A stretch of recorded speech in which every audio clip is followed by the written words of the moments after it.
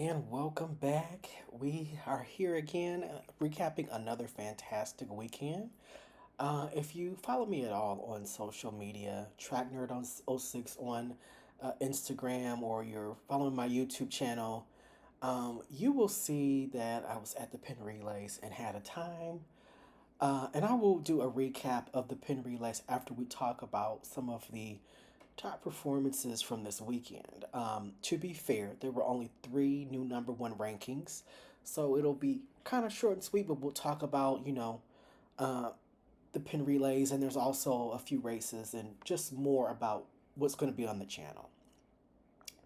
So without further ado, let's get started right away and talk about the number one rankings. We'll talk about the number one woman in the 200, Jamesia Ford of South Carolina. She has snatched that number one ranking in the 200 right away from Adesha Hodge. And clearly, all the action is in the SEC.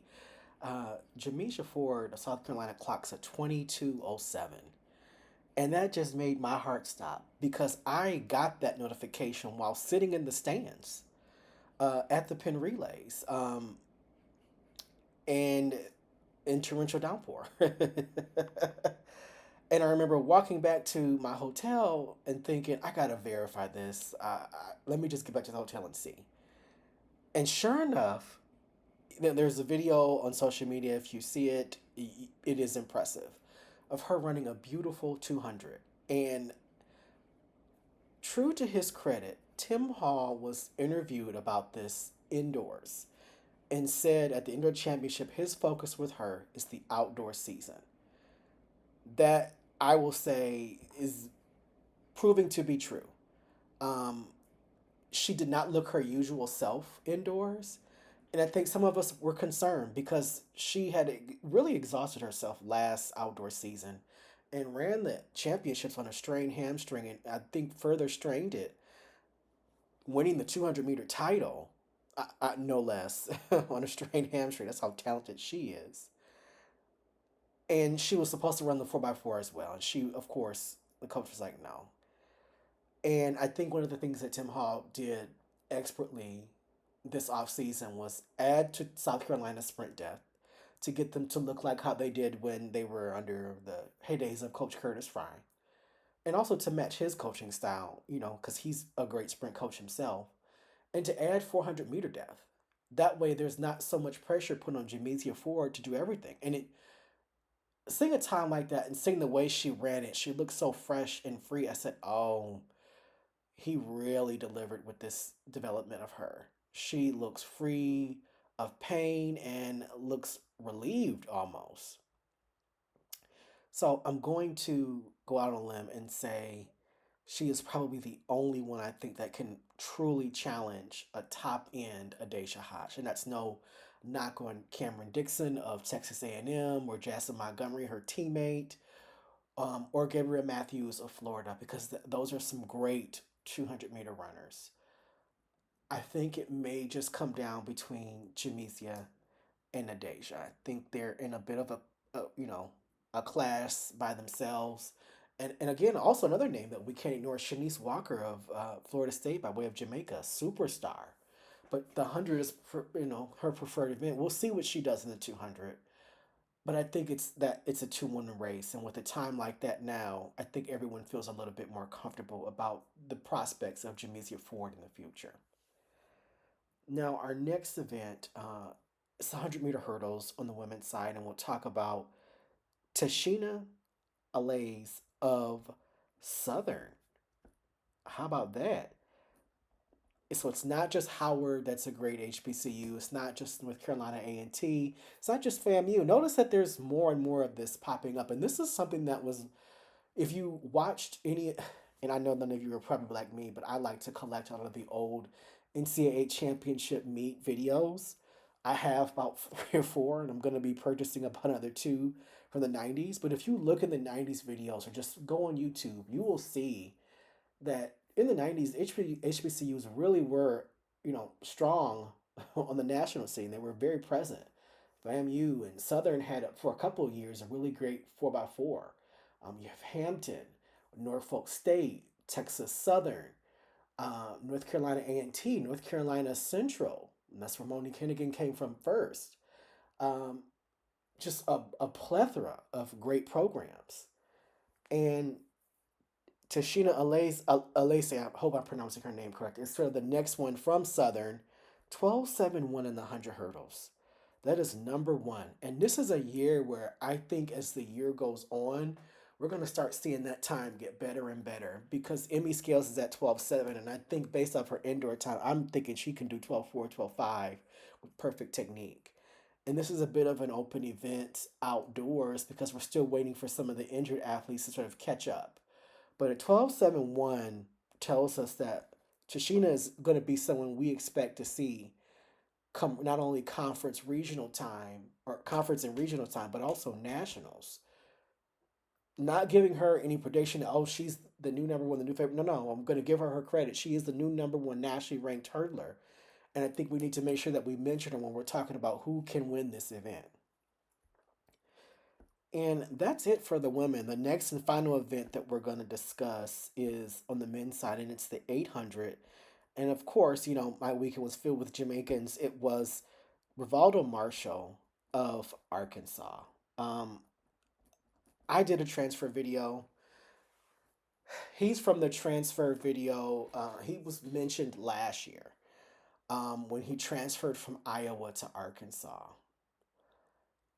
I think it's pretty clear that he's another example of the transfer portal working well for you. Because, yes, he did have an indoor title at Iowa, but things didn't develop the way he wanted to. And so he moved on to Arkansas.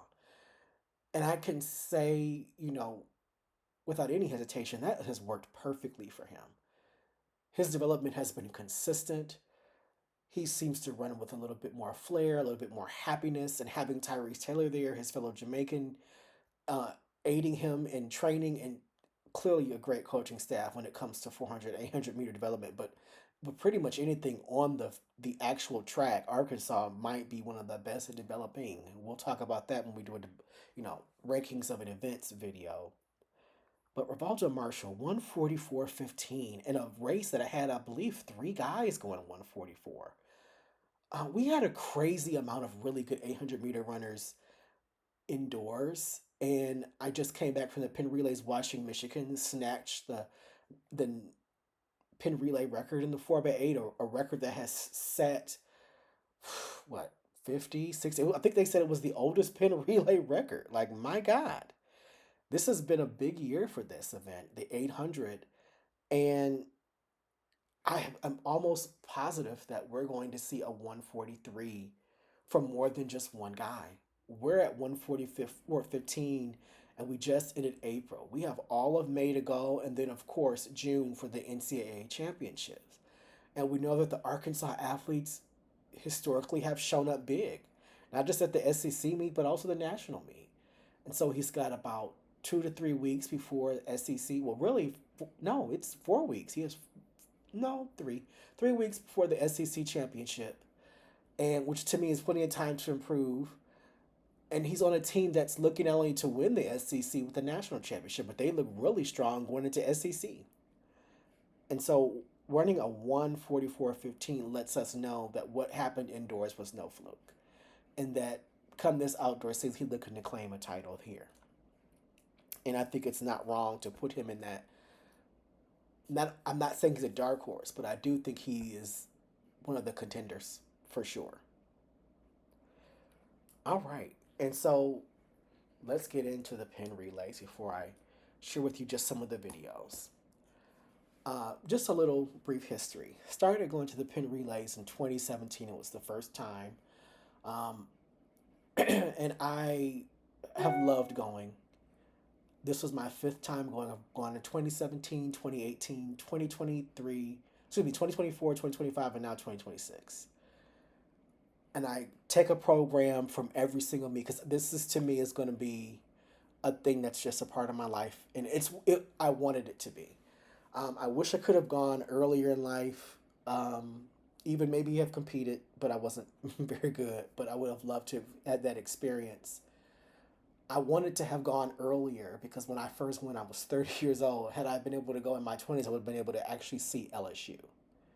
LSU stopped going in 2014, and I remember one of the primary reasons was because they wanted to restrict travel for spring sports due to graduation, and I really hated that for LSU because LSU has such a history, and it seems like once LSU stopped, slowly but surely, some of the other big name universities kind of pulled back. But what's so beautiful is that that wasn't what had caused a change in the atmosphere. I think we have ignored the power of the USA versus the world because it shows up in the high school competition all the time. But I think USA versus the world brings everything back. So all that to say, the college competition to me was still, as many will tell you, probably the highlight of the meet because every event was so competitive. And there was, I felt in every race, drama, except for one race. And that was the women's 4x1500. There was absolutely no drama. NC State started strong and finished stronger. Sadie Engelhardt got the baton with a clear lead, and she made it bigger against some really good anchors. That to me was literally the only college event where I was like, oh, well, this is the only event where there's no interest. And unfortunately, it was cold on Saturday, so it was rainy and wet. Um, and so instead of there being, I believe there was suspected to be what a team of a group of 14 schools only ended up being four. And it's funny because I think everybody saved themselves for the 4x8 on the women's side, which was really competitive and a great race, by the way. But that was the only race from the college side to me where there was no action. Every single collegiate race had action, had drama. And I'm like, the college races to me are the best part now. Like, why did so many pull out? My hope is, and if anyone from the Penn Relays is listening, I would like to be a part of anything that can help bring back more universities. I would love to see Florida return, Auburn, LSU, South Carolina, Tennessee, Arkansas, even Texas Tech. I mean, I have the programs. I ordered those from the past just to be able to look at them and see. You could just see the schools that used to compete. The history there is just unmatched. I love going to the Penn Relays. Absolutely, it's my favorite event on American soil. Now, let's talk about the college competition on the women's side. In the 4x1, Texas A&M never really seemed to be threatened because I feel like TCU was without India Mayberry. And that's just unfortunate. But it was still a competitive meet because TCU still brought a decent squad without India Mayberry. And then Howard showed up. And we can't ignore the University of Miami, which competed very well in the 4x4.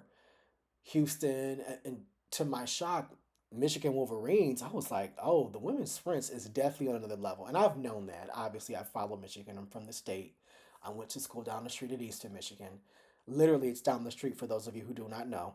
But I say all that to say, man, what a competitive 4x1 that was. Because even in the 4x2, which was done just in heats, each heat there was more and more drama because when Unari Lyons anchored Howard, she came around, she got that anchor, came around that bend and just went right on past the competitor. I just thought, man, Howard gonna win this 4x2, and then Texas A&M comes in their heat, and Cameron Dixon had the whole crowd going, woo. She sped around that curb so beautifully. I think we timed her split. The person sitting with me, we both timed her split at like 22-2. Could be wrong. Again, it's with hand. It wasn't the official split, but she looked incredible. And they looked great. 131 low. And I was like, if they had some competition, this is a 130 team. And I think they're only missing one piece to go 129. I think a healthier Jasmine Montgomery because she missed the indoor season, obviously because she expired eligibility. I'm like, I think this team really could have ran 129 if we're being honest. The 4x4 was super competitive because it was cold and rainy, and Ohio State was in it. Texas A&M led for the entire race. Miami was in it for as long as they could. Just a great, fantastic 4x4 on the women's side. The 4x8, I was actually surprised that Michigan actually put a team in that race. I was like, I don't see that many of the distance runners because they weren't in the DMR and they didn't run the 4x15, which are events that Michigan has won before, and they're in the all-time top 10 of times in those events. But alas, that was not to be. On the men's side, the 4x1 and 4x4 had such drama. Houston dropping the baton in the prelims. I don't want to say that many people saw it coming, but when that happened, where I sat, they said, "Oh, of course." And I was just like, "Wow, why did everybody think this was going to happen?" And it was disappointing because you saw Louis Hinchcliffe when he saw it happen, he was like, "Are you serious?" But then he came back and wowed everybody in the 100, and he ran a 10:16, chilling the last 20 meters. Then 4x2 happens, and I was actually a little shocked at Clemson. Because when I say they ran that race beautifully, because they ran on the lane 9 and they were in a different heat. But I was like, oh, if Clemson can get that 4x1 down, those handoffs down, they're going to be hard to beat in the 4x1. They are. I think keep an eye on them later this season because the way they ran that 4x2 in that weather, I was a little impressed. I was like, pretty good squad. Then we have the 4x4, which had all the theatrics. And I thought, there's no way Ohio State's going to win the 4x1 and the 4x4. And I say that as a Michigan fan, so a little me was like, ugh, of course they would win that. But they ran such a beautiful race. Their order was so smart, and they weren't phased by Texas A&M, who was coming on strong. I said, "Oh, this team really, really misses Ahmad Robinson," and I really thought I was like, looking at that squad, I'm like, I don't see Jaqueline Scott on this 4x4. Why don't I see him running? That was my first initial thought. I was like, okay. So I'm gonna let Ohio State enjoy that dub because the 4x1 won for the first time since 1932, and I think Jesse Owens was literally on that squad. That's how long ago it had been for the Buckeyes. And that 4x4 win was impressive because they just fought to the line. And for a minute, they thought they had lost it, but they held on by a thousandth of a second. And that was just such an incredible 4x4. I loved the college competition so much this weekend. And I'm going to talk about the 4x8 here on the men's side because I know that the way Michigan celebrated, especially with all that surrounding Michigan now, is, oh, they kind of let their mystique go. No, I just think they have a bravado about them now. They care far less about what people think now than I think they ever have. And it showed itself winning that 4x8 because I think the DMR was very disappointing for them. They did not put their A squad. They had a couple of A squad guys on there, but they didn't really, to me, compete very well in the DMR. Miles Brown was their best leg. He ran a 143.8 split in the 800 of the DMR. And he wasn't even on their 4x8, and they broke the Penn Relays record and ran, I believe, the number two, if not the collegiate record. I was like, what would have happened if they put him on the 4x8? It really would have been over. And that's, them going up against Penn State, which was 800-meter U, but they lost in Pennsylvania to Michigan. And yes, the celebration from Trip McFarland at the end was a lot. And he's my guy, and I was not really super happy with the celebration, but I was just like, you know what? I know you guys have been dealing with a lot as a university. Celebrate that. Because that 4x8, they chipped away at the lead bit by bit. I believe they started fourth place. Second lead took him to third.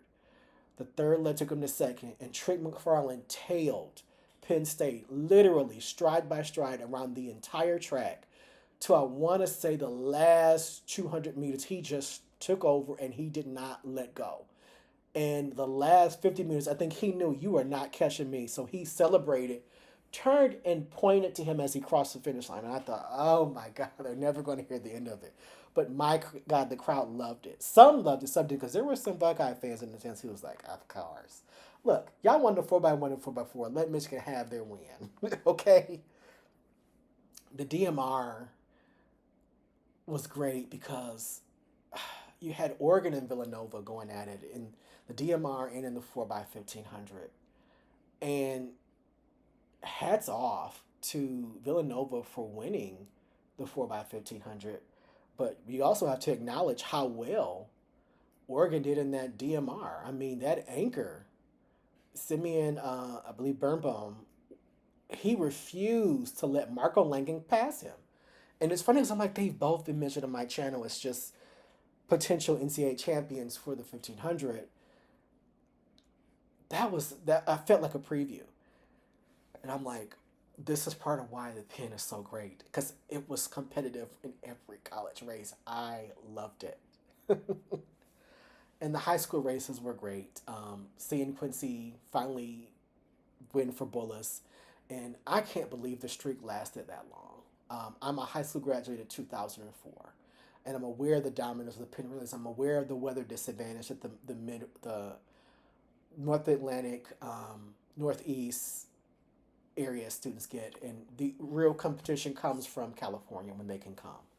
And ironically, that's the last time we thought that we could compete and hang with the Jamaicans, and it was 2007. And I remember watching that race. Quincy wasn't even born yet. That's how long ago it's been. Can't sit there and say that it's going to be, this is starting a new era, but it just feels great to finally end a streak that I thought lasted way too long. Because if there was one thing that American high school coaches were really good at was developing and coaching 4x4s. And 4x1, unless it's Texas or even Florida for that matter, it's really been shaky. But with what I saw this weekend, from the St. James School in Virginia, I think with them being the only team in the 4x1, I'm like, the other schools have to address the elephant in the room. There has to be, I think, a meet that a lot of those schools go to before they get to the Penn Relays because it shows up there. And I get it. You're just really kind of starting your outdoor season, but I think taking a page out of Bullis's book, Bullis is Northeast, but they go to the Florida Relays and they go to Arcadia. They get that out of their system early, get some good weather. And I know it's not cheap, but I do believe if you're a school in Virginia, it doesn't take much for you to get to a Georgia high school meet or a North Carolina high school meet or a Florida high school meet. And I feel the same with those Maryland schools. And I'm not being anyone's pocket, but I just think that's just an area that needs to really, really be addressed.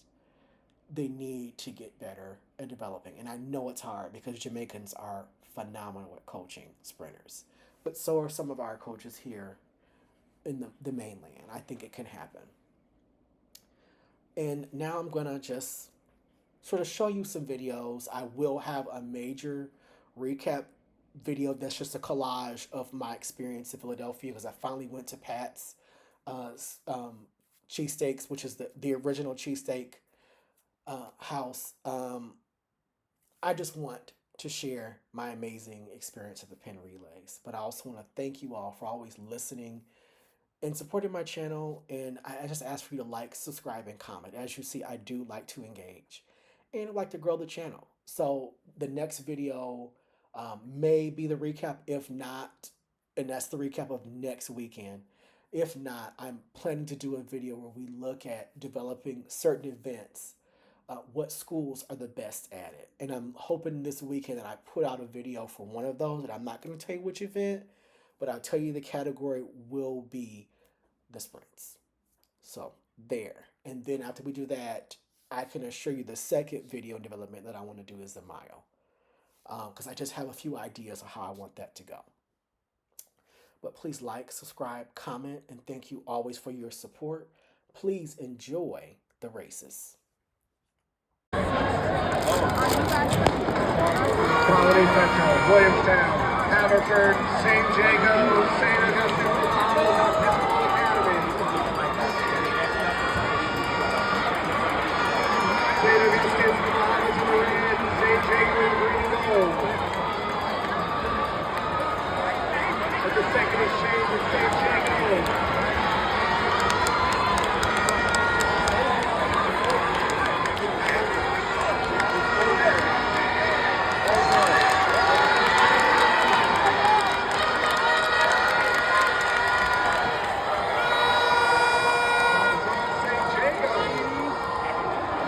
Tipping under 41 seconds. 40-73 for St. Jago's.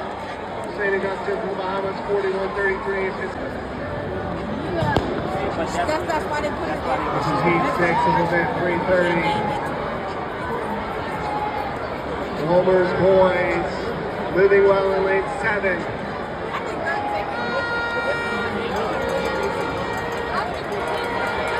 William Mibb in the green kits in 5. Joining him.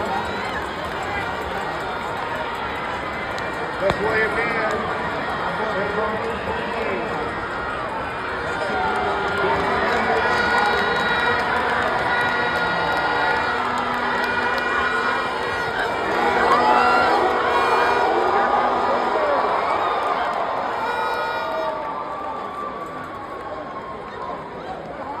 Photo finish there. Wolmer's boys, 41-24. William Mibb, 41-24 as well. Sourdins. Old Tech is a 4-time winner in this event. They're in lane 5 in the morning, heading off in the lead. Fastest time today, 45-73. I'll stand up and let you do it. That's how much time you move out of the way. And even if you get on your phone, I'll take it.